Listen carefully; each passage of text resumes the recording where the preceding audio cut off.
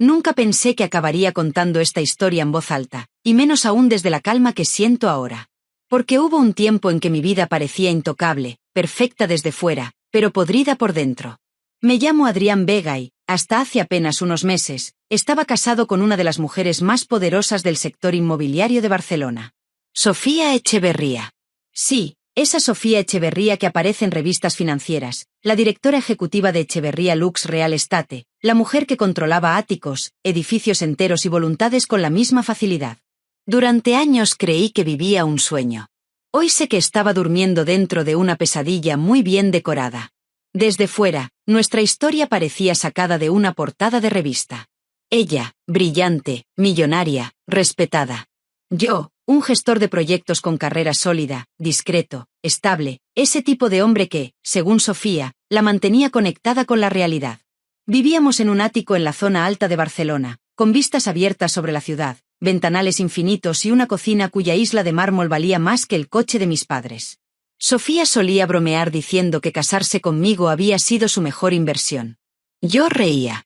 Creía que hablaba desde el amor. No lo hacía. Y tardé demasiado en entenderlo. Todo empezó a torcerse por una persona. Claudia Echeverría. Su hermana pequeña. Si Sofía era el orgullo de la familia, Claudia era el problema envuelto en ropa de diseñador.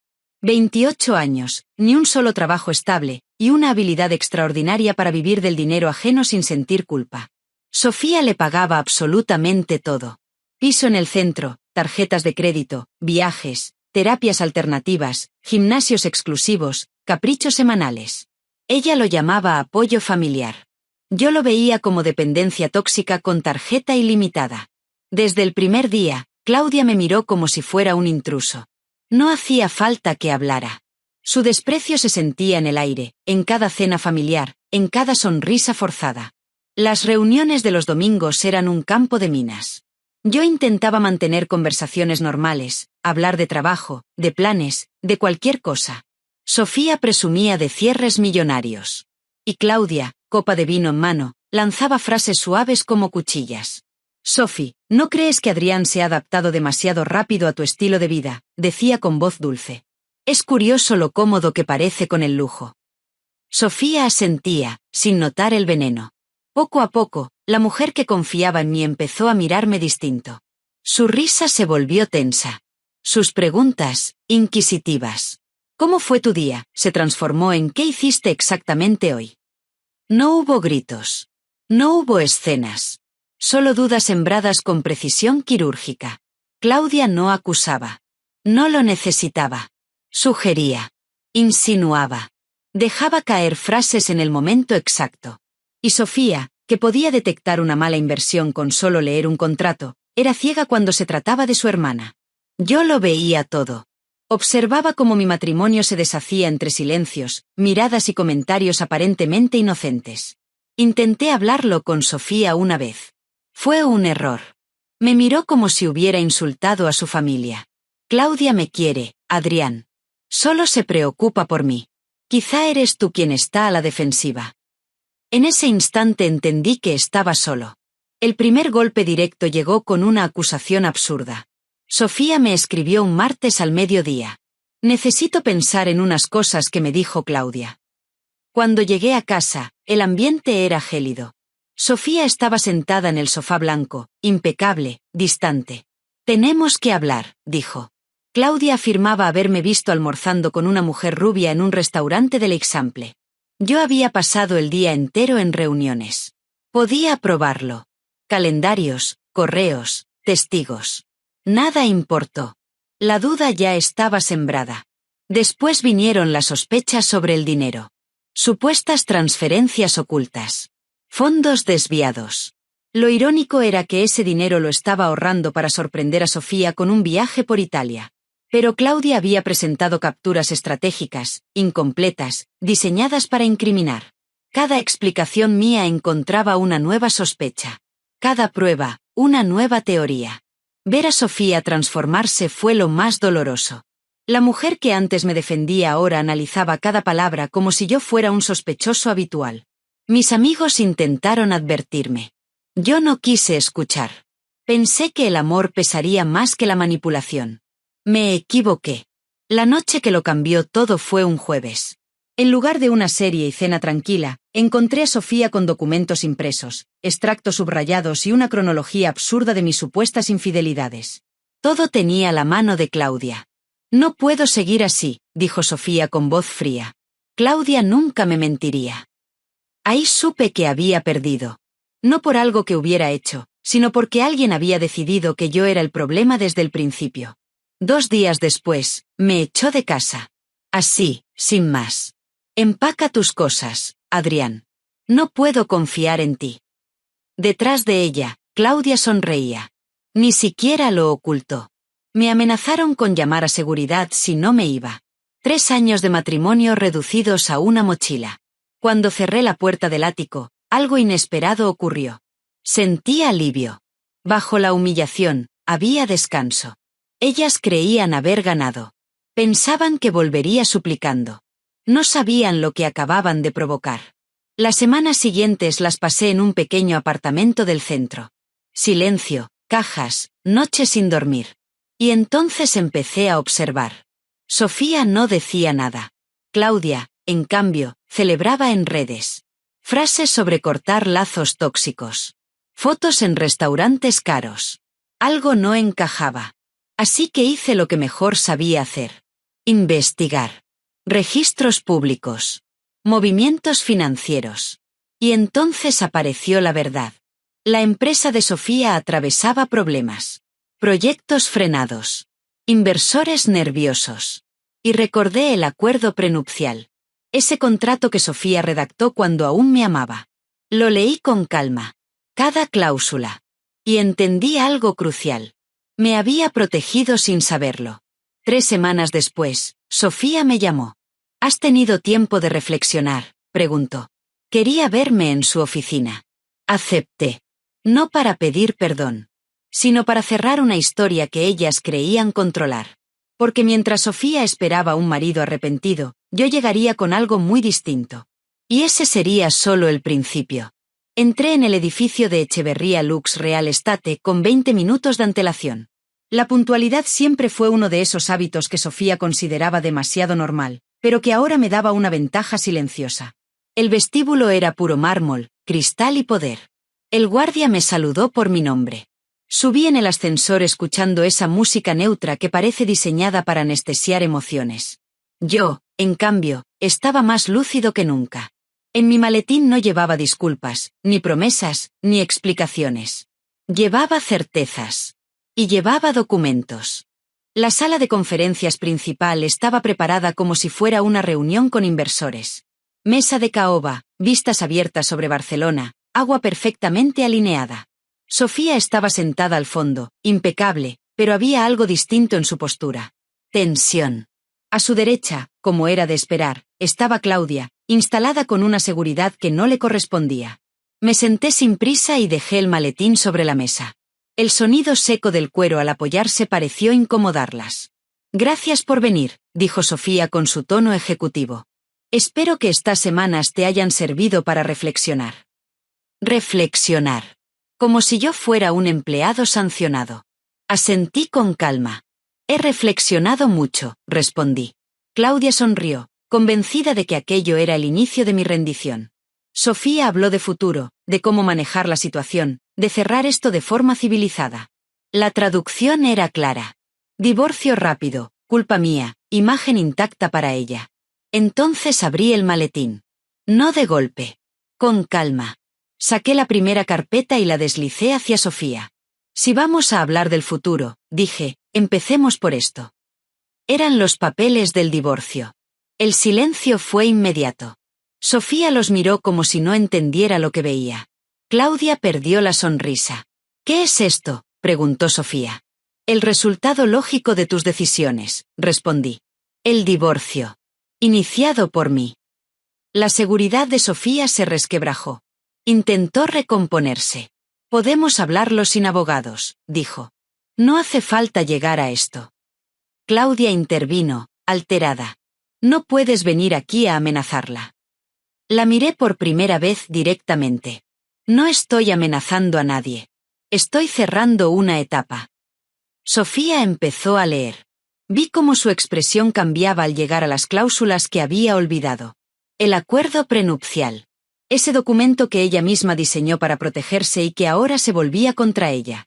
Esto no puede ser así, murmuró. Yo no recordaba estas condiciones. Las exigiste tú, respondí con serenidad. Querías que me sintiera protegido. Y lo estoy. Claudia se inclinó sobre el hombro de su hermana y palideció. Comprendió antes que Sofía lo que aquello significaba. Sofía levantó la vista. ¿Cuánto?, preguntó en voz baja. Según el acuerdo, contesté, 30% de tus ingresos netos durante 5 años y un pago único de 2,4 millones. Claudia estalló. Eso es una locura. No puede pagar eso. Quizá no, dije, sobre todo considerando las deudas. Sofía frunció el ceño. ¿Qué deudas? Ahí fue cuando todo cambió. Saqué la siguiente carpeta. Las de tu hermana. Extractos bancarios, transferencias, movimientos constantes hacia casinos, plataformas de juego online, cuentas en el extranjero. La habitación se llenó de un silencio denso. Sofía hojeaba los papeles con manos temblorosas. Esto no puede ser real, susurró. Claudia negó con la cabeza, sudando. Se lo está inventando. Saqué el móvil y mostré fotografías. Claudia en casinos, sonriendo, copas en la mano, fechas y ubicaciones coincidiendo con los movimientos bancarios. Sofía se llevó una mano a la boca. ¿Me robaste?, preguntó con una voz que apenas reconocí. Solo tomé prestado, balbuceó Claudia. Iba a devolverlo. Has perdido casi $500,000, respondí con calma. Y eso es solo el principio. Claudia perdió el control. Gritó, insultó, lanzó una jarra de agua que se estrelló contra la pared. Yo me aparté a tiempo. Sofía se levantó. No gritó. No hizo falta. Nunca has construido nada, dijo con una frialdad que heló la sala. Has vivido de mí y has destruido mi matrimonio. Claudia se derrumbó en la silla, llorando. Yo continué. Hay más. Saqué otra carpeta. Tarjetas de crédito a nombre de Sofía, todas al límite. Préstamos personales. Créditos garantizados con activos de la empresa. Sofía parecía incapaz de procesarlo. ¿Cuánto?, preguntó de nuevo. 1.200.000, respondí. Y seguimos. La última carpeta fue la definitiva. Propiedades. Condominios en la costa, una casa de playa, participaciones inmobiliarias. Compradas con préstamos avalados por la empresa, expliqué. Sofía negó con la cabeza. Eso requiere mi firma. Saqué una lupa y señalé el contrato. Es tu firma, dije. Falsificada. La palabra cayó como una sentencia. Claudia se quebró por completo. Confesiones atropelladas. Excusas absurdas. Soy tu hermana, gritó. La familia importa. Sofía sacó el móvil. Sí. Por eso voy a llamar a la policía. Claudia empezó a suplicar. Ya era tarde. Aquello había cruzado todas las líneas. Sofía me miró. Adrián, te debo una disculpa. Yo negué con la cabeza. Me debes tu firma. Y en ese instante, supe que el poder había cambiado de manos. Pero aún no había terminado. Porque lo más difícil no era destruir una mentira. Era decidir qué hacer con la verdad cuando por fin sale a la luz. Cuando salí de aquella sala de conferencias, el ruido cotidiano del edificio me golpeó con una normalidad casi cruel. Teléfono sonando, empleados caminando deprisa, conversaciones banales sobre reuniones y cafés. Nadie sabía que, detrás de esa puerta, acababan de derrumbarse 2 vidas y un imperio entero. Caminé hacia el ascensor con el maletín en la mano, y mientras descendía, sentí algo que no había experimentado en meses. No era euforia. No era venganza. Era una ligereza profunda, como si me hubiera quitado una losa invisible del pecho. Por primera vez desde que todo empezó, podía respirar sin sentir culpa. Los días siguientes fueron un efecto dominó imposible de detener. Cuando el sistema bancario detectó el alcance real del fraude, las cuentas de Echeverría Lux Real Estate comenzaron a congelarse una tras otra. Auditorías, revisiones, solicitudes urgentes de documentación. Los inversores, siempre tan seguros cuando el dinero fluye, empezaron a desaparecer con la misma rapidez con la que antes brindaban por el éxito de Sofía. La prensa no tardó en oler la sangre. Titulares discretos al principio, luego cada vez más directos. Fraude interno. Malversación. Falsificación de firma. La reputación, ese castillo de cristal que Sofía había construido durante años, se resquebrajó en cuestión de semanas. Claudia fue detenida una mañana temprano. No hubo dramatismo, ni persecuciones, ni escenas dignas de película. Solo 2 agentes en la puerta de su piso, esposas frías y una realidad que ya no podía manipular. Su abogado intentó negociar un acuerdo. No lo consiguió. Cuando pasas años mintiendo, robando y utilizando a los demás, llega un punto en que nadie cree una sola palabra tuya. 8 años de prisión fue la cifra que empezó a circular. 8 años sin lujo, sin tarjetas, sin hermanas a las que parasitar. Por primera vez en su vida, Claudia tendría que enfrentarse a las consecuencias reales de sus actos. Sofía, incluso después de descubrirlo todo, se negó a declarar contra su hermana. Ese último gesto de lealtad tardía no la salvó. Al contrario. Las autoridades consideraron su silencio como negligencia grave. Su empresa fue intervenida. Los proyectos se paralizaron. Los clientes más importantes cancelaron contratos. En menos de 4 meses, la mujer que dominaba el mercado inmobiliario de lujo en Barcelona se vio obligada a vender su compañía por una fracción de su valor.